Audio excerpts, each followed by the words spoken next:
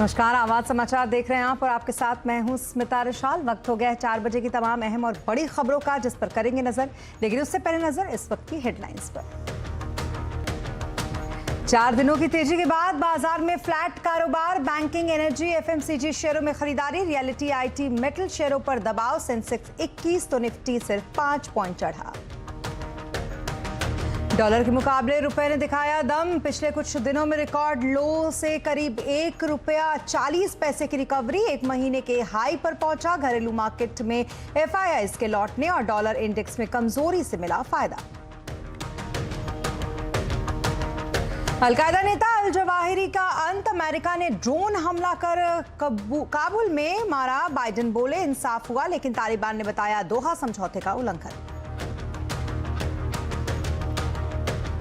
सोनिया गांधी और राहुल गांधी से पूछताछ के बाद अब नेशनल हेराल्ड के दफ्तर पर ईडी का छापा। कांग्रेस ने बताया सियासी बदला। वैक्सीनेशन मुहिम की बूस्टर डोज पूरा होते ही सीएए की प्रक्रिया होगी शुरू। शुभेंदु अधिकारी से मुलाकात में बोले गृह मंत्री अमित शाह।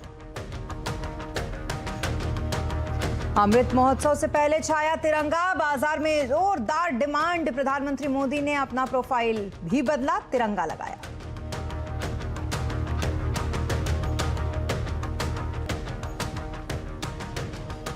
और खबरों की शुरुआत करेंगे दुनिया का नंबर 1 आतंकी का आयरन मैन अल जवाहिरी से, जिसको अमेरिका ने मार गिराया है। काबुल में एक ड्रोन स्ट्राइक में जवाहिरी को मार गिराया गया। सीआईए ने अफगानिस्तान की राजधानी काबुल में आतंकवाद विरोधी ऑपरेशन चलाया था। अमेरिकी काबुल में एक सेफ हाउस की बालकनी में जवाहिरी खड़ा था और तभी अमेरिकी ड्रोन ने 2 मिसाइलें जवाहिरी पर दागकर उसे मार गिराया। अमेरिकी राष्ट्रपति जो बाइडेन ने दावा किया है कि हमले में सिर्फ जवाहिरी ही मारा गया। निशाना इतना अचूक था कि घर में किसी और को कुछ नहीं हुआ। बाइडेन ने कहा कि जवाहिरी के हाथ अमेरिकी नागरिकों के खिलाफ हत्या और हिंसा के खून से रंगे हुए थे। जाहिर सी बात है, जवाहिरी 9/11 आतंकवादी हमले का मास्टरमाइंड था। अब अमेरिकी जनता को इंसाफ मिला है, तो वहीं तालिबान ने अमेरिका के इस हमले की निंदा की। तालिबान ने अमेरिका के इस अभियान को अंतर्राष्ट्रीय नियमों और सिद्धांतों का खुला उल्लंघन बताया है। तालिबान के प्रवक्ता ने कहा है कि पिछले 20 सालों में ऐसी कार्रवाइयां नाकाम अनुभवों को दोहराव की वजह से होती हैं। ये अमेरिकी हितों के खिलाफ है, ये कहना तालिबान का है।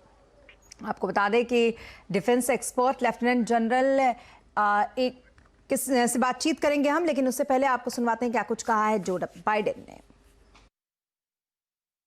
Today, at my direction, the United States successfully concluded an airstrike in Kabul, Afghanistan, that killed the emir of Al-Qaeda, Ayman al-Zawahiri. You know, Zawahiri was bin Laden's leader. जी हाँ, तो अब बात करेंगे इस पर। हम डिफेंस एक्सपर्ट हमारे साथ इस वक्त हैं लेफ्टिनेंट जनरल A.K. सिवाच जी। बहुत शुक्रिया हमारे साथ जुड़ने के लिए आपका। और सबसे पहली बात तो जो हम जानना चाहेंगे उनसे वो दरअसल ये कि इस तरीके के जो हमने देखे, खास करके अमेरिका का जो ये कदम है, इसको किस तरीके से देखे और क्या ये ग्लोबली हम जो देखते हैं टेररिज्म, उस पर अटैक है अमेरिका का? हाँ बिल्कुल, देखो ये जो अटैक था ये ओवर द होराइजन अटैक था। जब अमेरिका अफगानिस्तान से निकल रहा था तो उसने बताया था कि हम अफगानिस्तान से तो निकल रहे हैं, पर इसका मतलब कतई नहीं कि अगर आतंकवाद फैलता है इंटरनेशनल अफगानिस्तान में तो हम वहां पर स्ट्राइक करेंगे। और वही इन्होंने किया। अगर आप देखें कि जो अल जवाहिरी है ये अभी अल कायदा का लीडर था, कमांडर था। जब ओसामा बिन लादेन को मार गिराया था 2011 में, उसके बाद इसको कमांडर बना दिया गया था और ये शुरू में आप-पाक एरिया में था। और जैसे ही तालिबान का रूल आ गया अफगानिस्तान में तो ये शिफ्ट हो गया था अफगानिस्तान के अंदर, काबुल में, और इसको एक सेफ हाउस में रखा गया था तालिबान की गवर्नमेंट ने। तालिबान की गवर्नमेंट और हक्कानी नेटवर्क स्पेशली का ये मिली भगत थी और कहीं ना कहीं आईएसआई का भी इसमें हाथ लगता है। तो ये सच्चाई है कि ये एक सेफ हाउस में था और अमेरिका ने इसके बारे में इंटेलिजेंस गैदर किया अपने आर्टिफिशियल इंटेलिजेंस से और सीआईए ने करके और पुख्ता एक इंटेलिजेंस करके कि जो अल जवाहिरी है ये बालकनी में आता था सुबह सुबह अपने सेफ हाउस में, जो कि एक डिप्लोमेट इनक्लेव के नजदीक भी था। तो उसको ड्रोन की मदद से जो हेल फायर मिसाइल दो दागी और दोनों को एक जो है वो इसको स्ट्राइक की और कोई कोलेटरल डैमेज नहीं हुआ, क्योंकि जो ये हेल फायर मिसाइल है जिसको मॉडिफाई किया हुआ है अमेरिका ने, उसकी खसूसियत है कि वो जो ज्यादा एक्सप्लोसिव नहीं कैरी करती, उसके अंदर शार्पनर होते हैं, नाइफ एज कटिंग, तो इसको ही मारा और कोई जो डैमेज नहीं हुआ। तो कहने का मतलब ये है कि अमेरिका ने ये दिखाया है कि जो भी आतंकवादी अमेरिका के इंटरेस्ट के अगेंस्ट जाते हैं, जो अमेरिका को नुकसान करते हैं, तो अमेरिका उसको चुन चुन के मारेगी। तो ये एक मेरे को लगता है साफ सुथरा मैसेज अमेरिका ने भेजा है अल जवारी के मारने पर।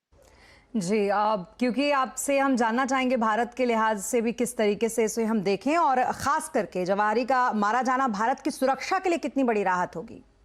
बहुत बड़ी राह होगी, इसमें कोई शक नहीं। पहली बात तो ये सोचना पड़ेगा, अल कायदा का जो अल जवारी है ये कमांडर था।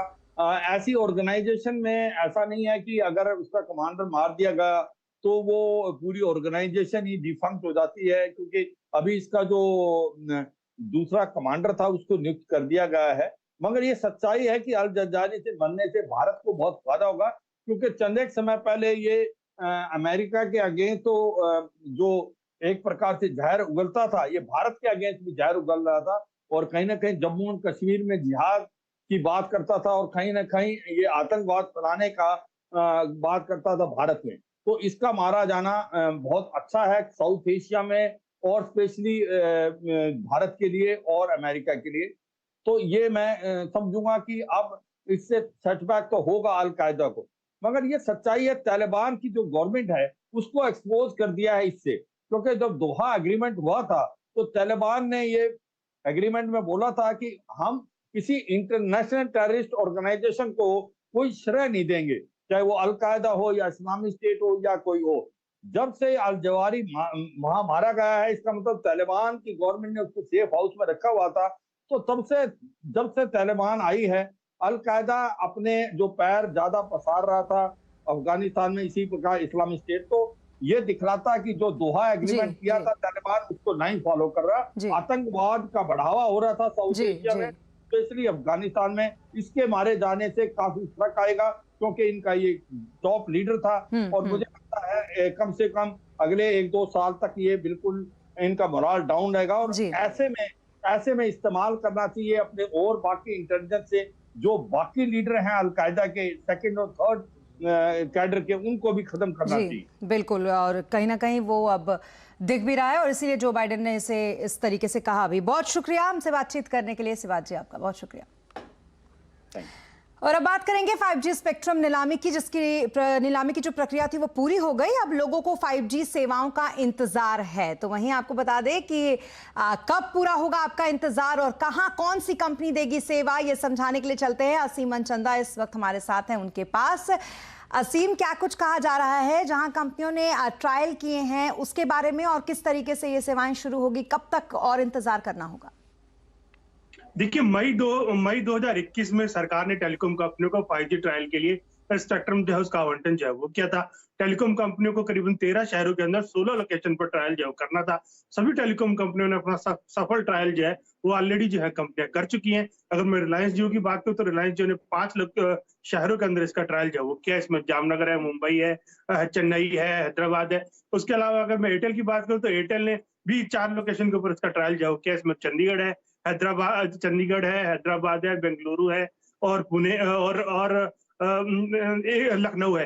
तो उसके बाद अगर मैं वोडाफोन की बात करूं तो वोडाफोन ने पुणे के अंदर, गांधीनगर के अंदर और बेंगलुरु के अंदर अपना ट्रायल जो ऑलरेडी सक्सेसफुल जो है कर लिया है। तो ये कंपनी इन्हीं शहरों के अंदर अपनी 5G सेवाओं की शुरुआत जो है वो कर सकती है। सरकार अगले 10 दिन के अंदर अंदर इन कंपनियों को 5G स्पेक्ट्रम का आवंटन जो है वो कर देगी। एक बार इन कंपनियों को स्पेक्ट्रम का आवंटन हो जाता है तो कंपनी अपना स्पेक्ट्रम लगा करके सर्विसेज करने की शुरुआत जो है वो शुरू कर सकती है। खासतौर पर कि जो रिलायंस जियो के चेयरमैन है आकाश अंबानी, उन्होंने पहले ही हिंट दिया है कि जो आजादी का अमृत महोत्सव बनाया जा रहा है उसके अंदर ही वो 5G का रोल आउट जो है वो करेंगे। यानी कि अगस्त महीने के अंदर ही जो रिलायंस जो है वो 5G सेवाओं की शुरुआत जो कर सकता है।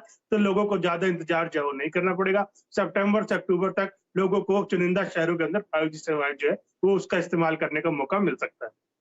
जी, बहुत शुक्रिया असीम, तमाम डिटेल्स के लिए आपका बहुत शुक्रिया। और बात मार्केट की करेंगे। दरअसल 4 दिनों की तेजी के बाद जिस तरीके से बाजार दायरे में कारोबार कर रहा है उसकी बात करेंगे। सेंसेक्स 21 पॉइंट, तो वहीं आपको ये भी बता दें, चढ़कर 58,136 पर और निफ्टी 5 पॉइंट चढ़कर 17,345 पर बंद हुआ। सबसे ज्यादा खरीदारी बैंकिंग, एनर्जी, एफएमसीजी शेयरों में रही। बाजार का पूरा हाल समझते हैं सुमित से। सुमित, बताइए किन सेक्टरों में आज तेजी और कहां पर मंदी देखने को मिली? देखिए, आज शुरुआती कारोबार में बाजार फ्लैट था, धीरे धीरे रफ्तार पकड़ी, ऊपरी सुबह वाली लास्ट आवर में देखने को मिली। सेक्टर स्पेसिफिक बात की जाए तो आज निफ्टी के टॉप गेनर्स में शुमार रहा इंडसइंड बैंक, करीब 2-2.5% की तेजी, एनटीपीसी 2% ऊपर, एशियन पेंट 2% और मारुति करीब 2% ऊपर की तेजी के साथ बंद होता हुआ दिखाई पड़ा। निफ्टी लूजर्स में UPL, hero MotoCorp, SBI life और ब्रिटानिया 2.25 से लेकर 3.5% तक की बिकवाली यहां आते हुए दिखाई पड़ी। मिड कैप में आज बोलबाला रहा यस बैंक का, शानदार तेजी 12.5% के आसपास की, पीबी फिनटेक 11.5% ऊपर, जेएसडब्ल्यू एनर्जी 6.5% ऊपर और एक्ल करीब 4.5% की तेजी यहां आते हुए दिखाई पड़ी। मिड कैप लूजर्स में एस्कॉट्स नंबर्स के बाद करीब 5% टूटा, अशोक लेलैंड 3.5% नीचे, गोदरेज प्रॉपर्टीज नंबर के बाद 3.5% टूटा और कोफोर्ज रफली 3.5% के आसपास की बिकवाली यहां आते हुए दिखाई पड़ी।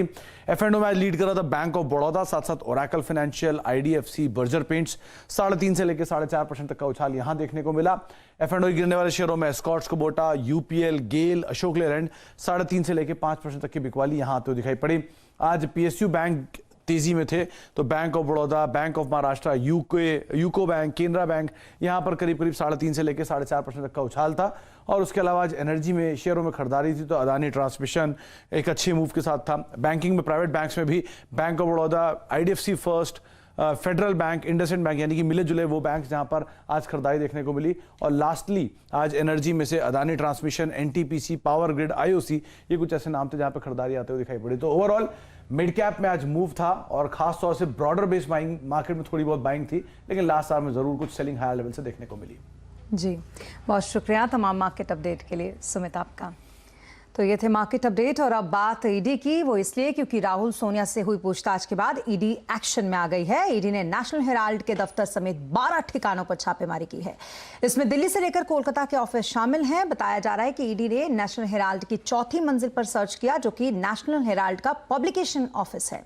इसके अलावा इससे जुड़े 12 ठिकाने और शामिल हैं। वहीं कांग्रेस इस छापेमारी को राजनीतिक बदला बता रही है। नेशनल हेराल्ड केस में आरोप है कि नेशनल हेराल्ड, एजेएल और यंग इंडिया प्राइवेट लिमिटेड के बीच वित्तीय गड़बड़ियां हुई हैं। इन्हीं को लेकर ईडी ने कांग्रेस के अध्यक्ष सोनिया गांधी और राहुल गांधी को पूछताछ के लिए बुलाया था। इस पर कांग्रेस ने देश भर में विरोध प्रदर्शन किया था। तो वहीं दूसरी तरफ मनी लॉन्ड्रिंग के मामले में गिरफ्तार संजय राउत से आज भी ईडी की पूछताछ होगी। शिवसेना सांसद के वकील की मौजूदगी में यह पूछताछ होगी। वहीं सूत्रों से मिली जानकारी के मुताबिक संजय राउत से संबंधित 2 और ठिकानों पर ईडी ने छापेमारी की है। वहीं ईडी ने 2 और लोगों को इस मामले से जुड़े होने पर सम्मन भी भेजा है। फिलहाल मुंबई में राउत के किन जगहों पर ठिकाने पर ये छापेमारी हुई है, इसकी जानकारी नहीं मिल पाई है। अभी संजय राउत 4 दिनों के रिमांड पर हैं। ईडी उनसे पात्रा चौल घोटाले मामले में पूछताछ कर रही है। हालांकि इस मामले पर जमकर राजनीति भी हो रही है। एक तरफ शिवसेना प्रमुख उद्धव ठाकरे ने इस गिरफ्तारी को लेकर बीजेपी पर निशाना साधते हुए कहा कि एक सच्चा शिव सैनिक जब नहीं झुका तो उसे गिरफ्तार कर लिया गया।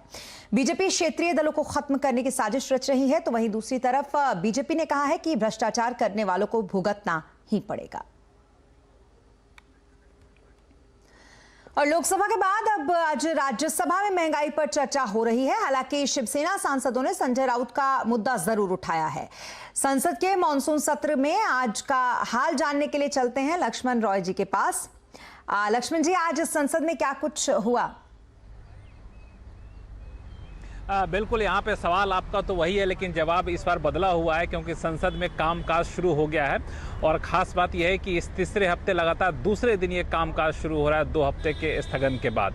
और मुंबई में जो कुछ हो रहा है उसकी खनक संसद में भी सुनने को मिल रही है। और राज्यसभा में थोड़ी देर के लिए यहाँ पे शिवसेना सांसदों ने हंगामा किया संजय राउत की गिरफ्तारी को लेकर, जिसकी वजह से राज्यसभा की कार्रवाई थोड़ी देर के लिए स्थगित करनी पड़ी। लेकिन फिर से सुचारू कामकाज राज्यसभा, लोकसभा दोनों जगह चलना शुरू हो गया है।